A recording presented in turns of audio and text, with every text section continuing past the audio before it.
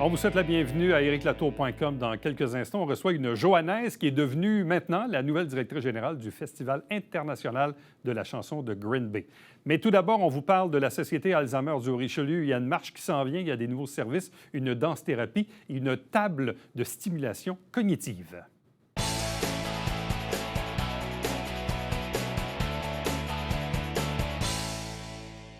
Parlons de la Société Alzheimer du Richelieu. Plusieurs choses à jaser. Bien, d'une part, il y a la marche pour l'Alzheimer à la fin du mois.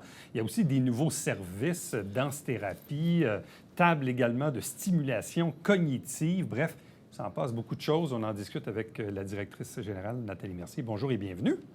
Bonjour, Éric. Bon, il y a quelques semaines, puis là, je me suis dit, le prochain coup, j'ai dit, il faut qu'on s'en parle. J'ai vu passer, évidemment, votre communiqué sur la fameuse table de stimulation cognitive que je ne connaissais pas. J'ai vu les photos. Puis juste regarder les photos, c'est intriguant, puis ça a l'air amusant. Puis là, j'ai même vu qu'elle a un nom, la Tover-Tafel. Exact. Mais qu'est-ce que c'est? Pourquoi ce nom? Ça veut dire quoi? Bien, sincèrement, c'est une table de stimulation. Le nom est néerlandais. Donc, c'est...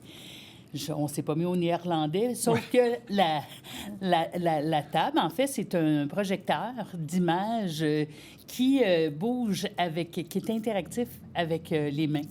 Donc, on peut imaginer là, 360 jeux qui sont projetés sur une nappe blanche, donc on appelle une table, là, mais ça pourrait se faire au sol, au mur. Et là, les gens qui sont autour de la table sont invités à jouer selon leur capacité et compétences. Pas être plate, mais c'est comme une grosse tablette. Exact. Une grosse tablette, là, dans le fond. En plein ça, mais c'est interactif. Donc, tous les gens qui sont autour de la table, avec les mouvements qu'ils vont faire, les touchés qu'ils vont faire, bien, ça va vraiment amener une image différente. Je te ramène à nos jeunes âges, là, où on jouait à frapper des marmottes à la ronde, là, avec le marteau. Bien, c'est un exemple de jeu. Alors, nous, on jouait avec des nouilles de piscine, des petites marmottes qui sortent de leur trou, puis avec une nouille, il faut aller les assommer. Bon. Ça vient d'où, cette table-là? Comment ça a été porté à votre attention que ça existe, là? Bien, en fait, c'est les produits Eugéria qui ont décidé de monter une gamme de produits adaptés pour les gens qui sont atteints de troubles neurocognitifs. Donc, c'est vraiment toute une gamme de produits. Ça peut être des horloges, ça peut être des outils de stimulation, des piluliers. Il y a vraiment là, une panoplie de trucs super intéressants dont nous sommes maintenant dépositaires. Et cette table-là, bien, c'était pour nous une avancée différente parce que, bon, on s'entend que maintenant, en 2023, les gens sont beaucoup plus au fait là, des avancées technologiques.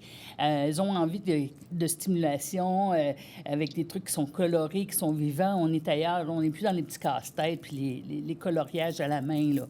Ils ont envie de quelque chose de plus dynamique.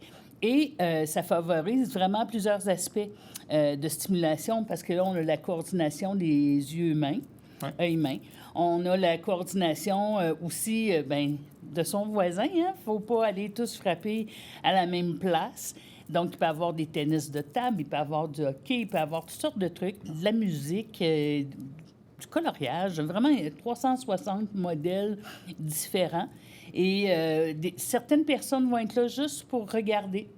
La lumière, la luminosité, les couleurs, c'est suffisant. D'autres vont être beaucoup plus actifs, vont réagir. Donc, on va adapter les jeux selon la clientèle. Est-ce qu'on sait, dans l'historique de cette console-là ou dans des études ou je ne sais trop, est-ce qu'on était à même de mesurer les bienfaits de tout ça? Bien, en fait, tout ce qui est stimulation cognitive, ça a des bienfaits sur les troubles neurocognitifs. Donc, plus on va stimuler le cerveau, plus on va garder des interactions sociales, plus on va agir à ralentir l'évolution de la maladie ou du moins ses effets. Donc, quelqu'un qui a joué, qui a été stimulé comme ça toute la journée, va être beaucoup moins... En fait, va être plus fatigué le soir, moins agressif, va être plus détendu. Puis, on favorise, bien sûr, la collégialité, de voir d'autres gens, briser l'isolement. Donc, ça a vraiment beaucoup de facteurs positifs. Bon. Et cette table-là, vous en avez quoi? Vous en avez une seule. Une seule, qui est à vos bureaux? Oui, elle est installée à nos bureaux. C'est vraiment grâce à Desjardins, qui était le partenaire financier qui nous a permis l'achat. C'est sûr qu'on serait vraiment chanceux de pouvoir acheter d'autres d'autres consoles comme ça là, pour pouvoir ramener dans nos autres centres d'activité, là, ça serait un bonheur. Est-ce que c'est quelque chose qui peut être portatif ou pas vraiment? Là? Une fois que Ben, c'est installé, c'est un peu dur à bouger. Là? Oui, c'est ça. Là, en ce moment, nous, elle est installée au plafond. Fait que oui, on peut la Je décrocher, comprends. l'emmener, mais plus on va la manipuler, plus les risques de bris sont élevés. Là. Fait que ce qu'on aimerait, c'est une deuxième console là, qu'on pourrait justement là. promener d'un centre à l'autre. Donc, c'est quand même une bebelle de 17 000 Oui! mine de rien. Donc, Oui. ça vaut 17 000 là, cette Mais table-là.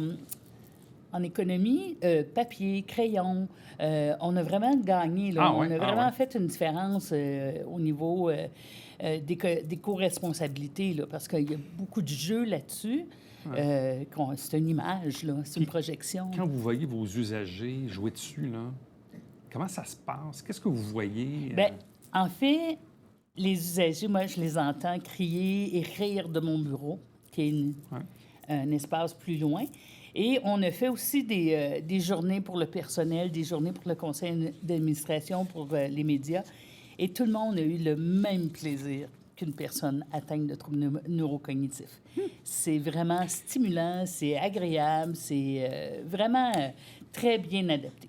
Donc, si vous désirez découvrir la console Tovertafel, c'est en néerlandais. Oui. Peut-être que nos amis en régie vont le trouver d'ici la fin de l'émission. C'est un défi que je vous lance. C'est une blague.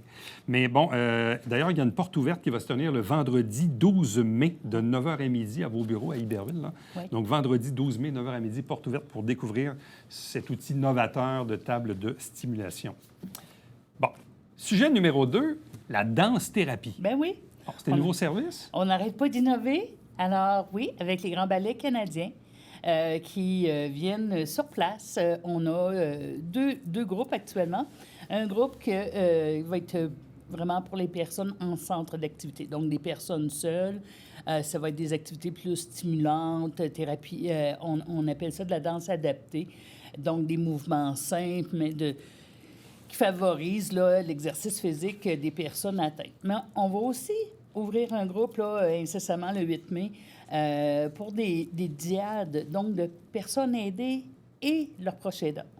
Donc, demain matin, tu pourrais, avec ta mère, ton père, venir danser et tous les mouvements vont être adaptés justement en conséquence du groupe qui sera présent. Puis c'est sur une série de 8 semaines, de 12 semaines, celui-là. Et l'objectif, c'est, encore une fois, briser l'isolement, rendre la diade aidant intéressante. Et c'est lourd. Ouais. L'approche aidante, c'est très lourd. On a l'impression de toujours répéter les mêmes gestes, faire les mêmes choses, puis avoir toujours le même résultat. Tandis que là, avec un conditionnement cognitif à faire certains gestes dans le plaisir, avec la musique, avec... C'est un peu comme dans la définition des rôles. Hein? On le vit des fois avec nos propres enfants. Tu ne veux pas passer ta journée à surveiller ou à chicaner. C'est ça. Tu veux passer des bons moments avec ton enfant. Puis c'est ce qu'on veut amener. Je peux comprendre qu'un proche aidant là, qui vit avec une personne atteinte d'Alzheimer, c'est pas toujours facile, surtout quand la maladie progresse. Exact. Puis ça peut venir lourd, puis toujours avoir l'impression de jouer à la gardienne, puis de surveiller. C'est puis que, dans le fond, de peut-être passer de... On passe des moins bons moments, des moments plaisants, là. Parce qu'on ne changera pas les effets de la maladie. Je comprends. La personne, ce qu'elle a perdu, c'est perdu, mais on veut garder des bons souvenirs des dernières années qui vont suivre, que toujours garder cette mémoire que, j'ai juste répété, ramassé, chicané. On peut avoir des bons En même moments. temps aussi, la maladie, comment dirais-je, elle est très évolutive, puis elle peut être lente ou rapide. Selon Donc, c'est pas parce l'âge, qu'on a un le diagnostic son, d'Alzheimer aujourd'hui qu'on est fini le lendemain. Là. Non, la pas vie du continue, tout. là. Absolument. Ouais. Puis vraiment, les recherches le démontrent. Plus on va stimuler, plus on va rester actif, qu'on va avoir une saine alimentation, bien dormir, gérer notre stress, bien, plus ça va avoir des impacts positifs. Bon, on parlait des proches aidants. Voilà une thématique intéressante, l'usure de compassion. Ouais. Jusqu'où aller sans se brûler. Vous allez d'ailleurs avoir une conférencière là-dessus jeudi le 25 mai à 13h30. Madeleine Fortier.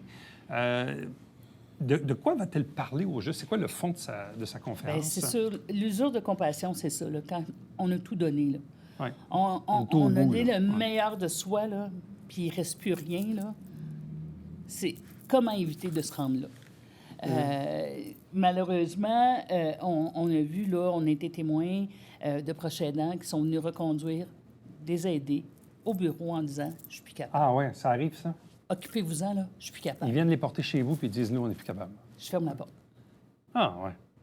Fait que ce qu'on veut, là, on est organisé, on peut accueillir ces gens-là, mais demain matin, on ne pourrait pas accueillir 20 Je personnes comprends. comme ça, là. Oui, on va adapter, on va proposer de nouvelles activités, nouveaux services pour justement répondre à des urgences comme ça, mais faut que le prochain aidant ait les outils pour ne pas arriver à cette usure de compassion-là. Vous avez combien de familles ou d'usagers qui fréquentent les services de la société? On a vraiment de la difficulté à tenir un compte. Ouais. Parce que juste en répit, domicile et en centre d'activité, là, on a environ 150 familles. Mais ça, c'est des gens qui reçoivent du répit. On a 5 autres paliers de services. Combien de gens Ah ouais, ça va vite, appellent pour une intervention psychologique ou une intervention psychosociale? Je pense qu'on est rendu à 1500 cette année-là.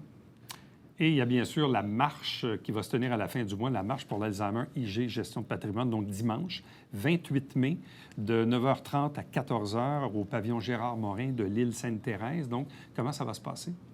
Bien, c'est un peu la marche qu'on connaît, hein, où Oui. les gens sont invités à venir, bien sûr, faire une randonnée sur l'île, en patin à boulette, en marchant, en courant, en joguant avec un chien, un animal de compagnie, etc.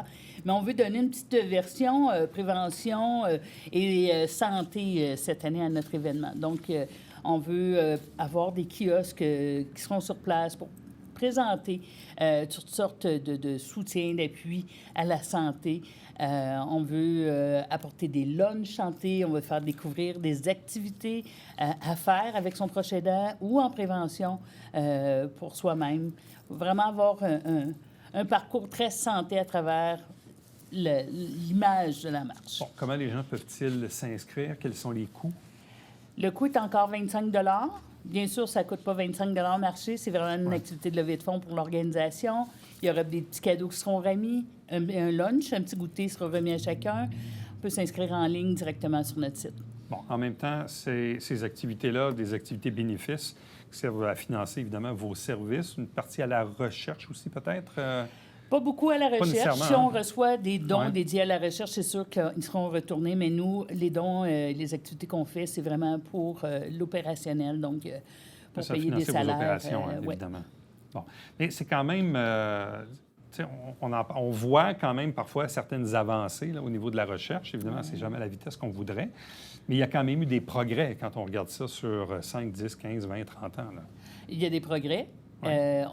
Il n'y a pas de médicaments Comme qui tel, vont ouais. traiter, qui vont guérir la maladie d'Alzheimer, mais on sait maintenant comment on peut prévenir et comment agir pour ralentir. Nathalie, merci. Merci beaucoup. Merci, Bonne Eric. chance pour la suite. Merci. Restez avec nous. On vous revient après ceci.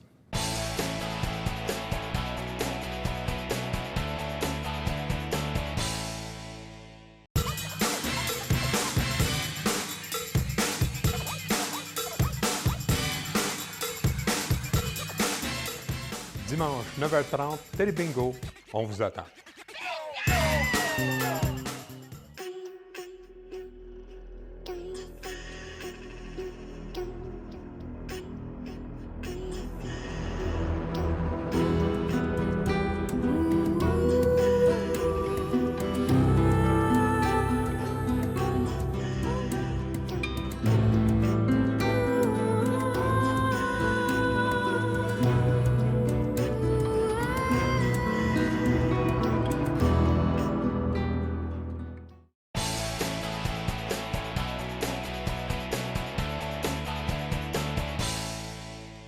Un nouveau défi attendait Josée Mayotte, qui est désormais la directrice générale du Festival international de la chanson de Green Bay.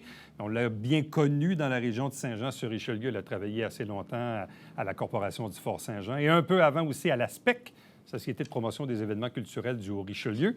Josée Mayotte, bonjour et bienvenue. Félicitations. Merci beaucoup. Est-ce qu'on retourne aux premières amours? Je pense qu'on peut dire ça, effectivement. Après avoir travaillé 10 ans en culture à l'Aspect du Richelieu, c'était ça. C'était un retour aux premières amours avec le Festival international de la chanson de Green Bay. Puis, je suis très, très heureuse de remettre les pieds dans le milieu culturel. Bon. En même temps aussi, peut-être pour des raisons de commodité, ça devient aussi un boulot qui est un peu plus près de ton domicile parce qu'il il y a quelques années, vous avez décidé de déménager dans la région de Granby-Bromont. Donc, ça va de soi.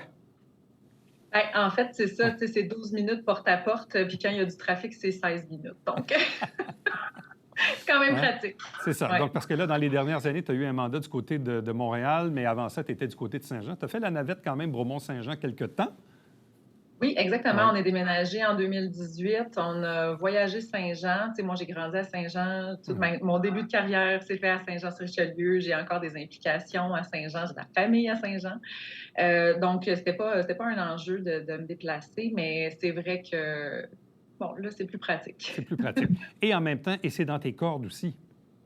C'est absolument dans mes cordes. En fait, j'ai vraiment l'impression que les différents éléments de mon parcours m'amènent à être sur la chaise que j'occupe aujourd'hui. Parce que oui, j'ai fait de la communication pour l'aspect du Richelieu pendant une dizaine d'années, mais j'ai aussi fait des études en gestion. Après, j'ai travaillé à la Corporation du Fort-Saint-Jean dans une équipe qui était vraiment très diversifiée en événementiel.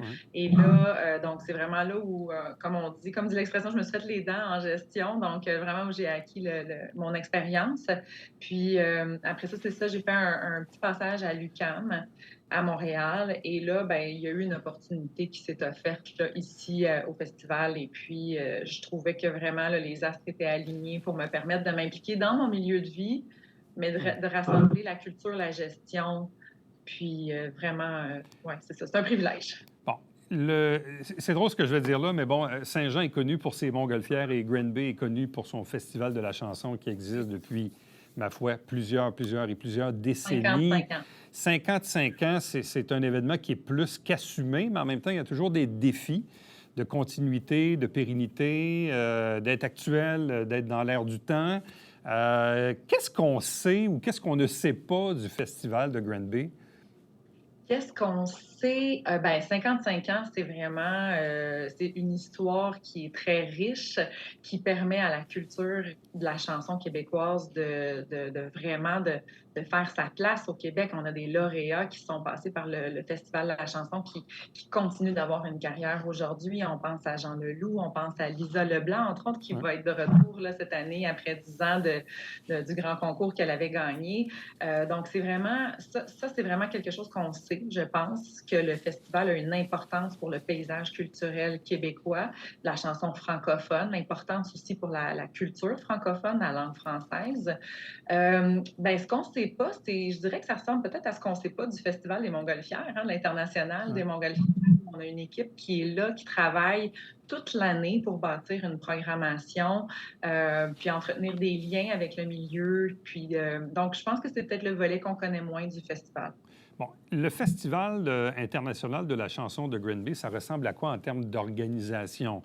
Est-ce qu'on fait un événement annuel ou est-ce qu'il y a d'autres événements durant l'année? Quelle est la proportion, la grandeur de l'équipe, des partenaires? C'est quoi l'omniprésence de cette organisation-là dans la région de Granby, mais dans le monde de la chanson aussi? Oui. Bien, en fait, si je pars avec l'équipe permanente, c'est 6-7 personnes là, qui sont là à l'année.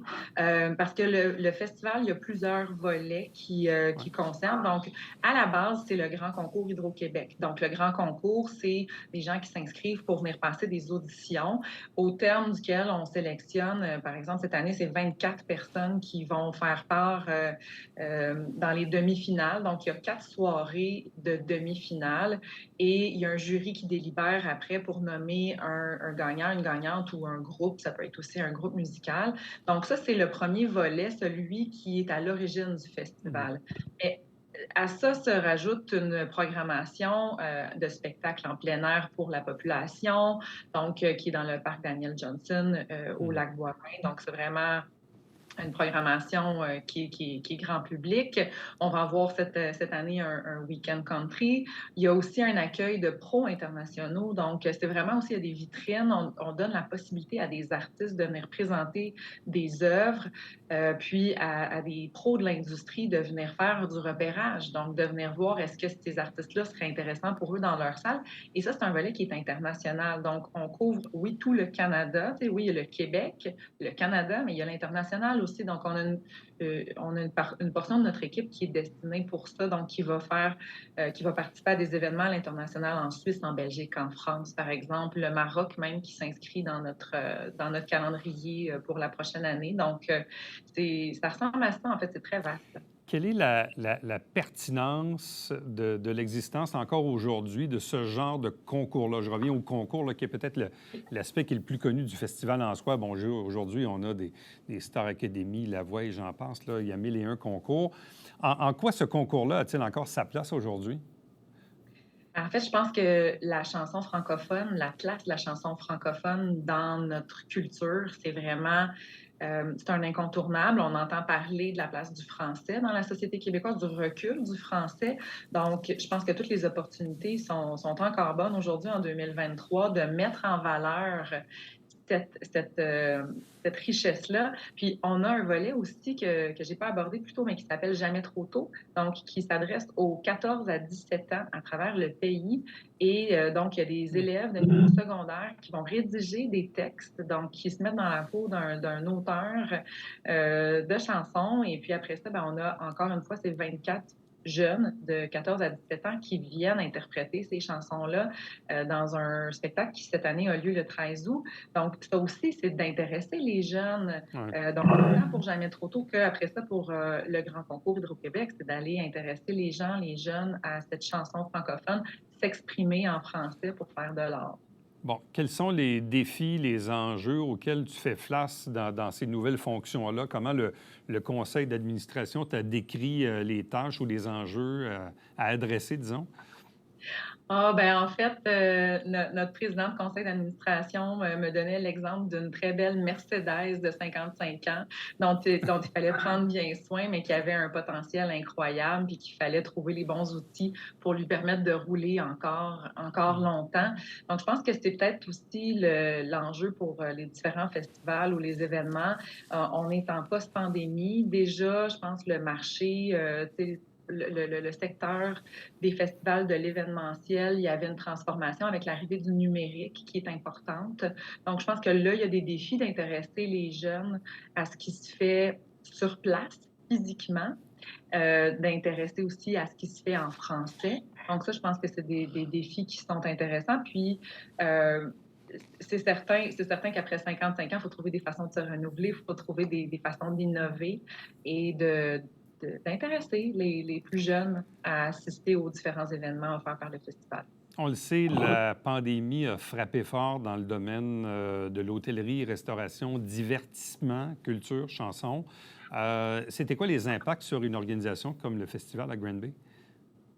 En fait, c'est sûr qu'en termes d'achalandage, puis pour le concours, il y a eu des impacts. Je ne les connais pas encore très bien. Là, ça fait 2 semaines que je suis dans la chaise de la direction générale. Mais de façon générale, parce que j'ai fait de l'événementiel aussi là, dans les dernières années, puis j'ai géré dans le milieu de la restauration de service à la clientèle, mais ça fait en sorte que les gens ont un comportement qui est complètement différent. Les achats de billets se font beaucoup à la dernière minute. Ça prend aussi une excellente raison de sortir de chez soi. Donc, il faut vraiment que l'offre soit ultra attrayante pour que les gens soient incités à sortir de la maison. En fait, je dirais que c'est surtout ça les deux enjeux principaux, parce que pour avoir des revenus, ça prend de l'achalandage, puis pour avoir de l'achalandage, ça prend du revenu pour avoir une bonne programmation. Donc, je pense que là, ici, il y a vraiment il y a des éléments à analyser pour les prochaines éditions, ça, c'est certain. Comment on arrive à financer une opération comme celle là, d'un festival? Vous dites 6-7 employés, il y a des frais fixes et tout ça. Et bon, il y a des partenaires, des commanditaires, gouvernement, ville, organismes. Oui. Qui supporte un peu financièrement cette organisation-là? Oui, bien, tu les as bien nommés, je pense. Ouais. Les subventions, essentiellement, gouvernement du Québec, gouvernement du Canada, avec différentes formes de subventions qu'ils peuvent offrir. On a des partenaires aussi, partenaires commanditaires. On pense à Hydro-Québec, là, qui est le partenaire du Grand Concours. Mais il y a aussi plusieurs commerces, entreprises là, de la région de Granby, de Brome-Missisquoi, qui sont des partenaires de longue date du festival. Il y a aussi, évidemment, les bénévoles, parce que oui, il y a une équipe, de 6-7 employés qui est là à l'année. Là, on vient d'ajouter, là, en date d'hier, quelques employés saisonniers qui viennent de se greffer à l'équipe pour donner un coup de pouce à la logistique et tout ça. Mais il y a vraiment aussi les bénévoles. Puis ça, sans eux, c'est sûr que le festival ne pourrait pas être ce qu'il est parce qu'ils donnent de leur temps. Et ça, c'est très précieux aussi. Donc, je pense que c'est pas dans l'état financier, mais on le constate quand même. Quelles sont les prochaines dates à retenir ou prochains événements?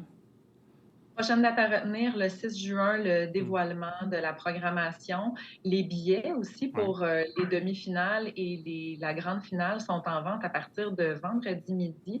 Donc, les demi-finalistes ont été avisés vendredi dernier qu'ils faisaient partie de la grande aventure. Donc, ce vendredi, le 5 mai, pour la mise en vente des billets. Ensuite, 6 juin, dévoilement de programmation. Puis l'événement cette année se déroule du 10 au 20 août. Donc, 10 au 20 août, puis en même temps, j'ai envie de dire, bon, oui, c'est facile, on est assis dans notre salon, puis on voit des Lavoie et Star Academy de ce monde. Mais bref, être assis dans une salle de spectacle, puis voir quelqu'un s'exécuter, pas devant des caméras, mais devant une foule, là, dans une salle de spectacle, ça donne une toute autre couleur aussi, là. Absolument. En fait, dernièrement, j'étais à la finale nationale de Cégep en spectacle pour remettre des prix du Festival international de la chanson de Granby à des finalistes et d'être assise dans la salle avec les gens autour de nous qui reçoivent en même temps les œuvres qui nous sont présentées sur scène, de résonner avec la musique. La musique n'est jamais aussi forte dans mon salon. Ouais. Et c'est les artistes de demain, parce qu'il y en a beaucoup qui passent par Granby qui, ultimement, vont être sur nos planches dans les années à venir. Exactement. Donc, c'est une excellente façon d'aller à la découverte de ce qui se fait de mieux puis de ce qui se fera de mieux aussi dans les prochaines années. Josée Mayotte, directrice générale, nouvellement arrivée au Festival international de la chanson de Granby. Merci beaucoup. Félicitations encore une fois. Et je sais que tu n'es jamais très, très loin de Saint-Jean-sur-Richelieu. Absolument. Je suis toujours impliquée avec le ballet classique, entre autres, où je suis au conseil d'administration. Donc, je suis jamais très loin, effectivement. Merci beaucoup. Merci. Restez avec nous. On vous revient après ceci.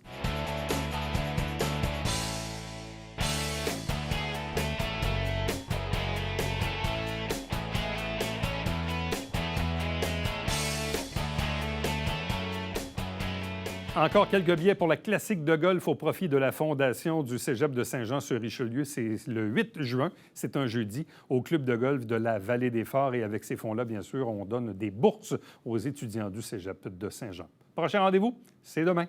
Bye-bye.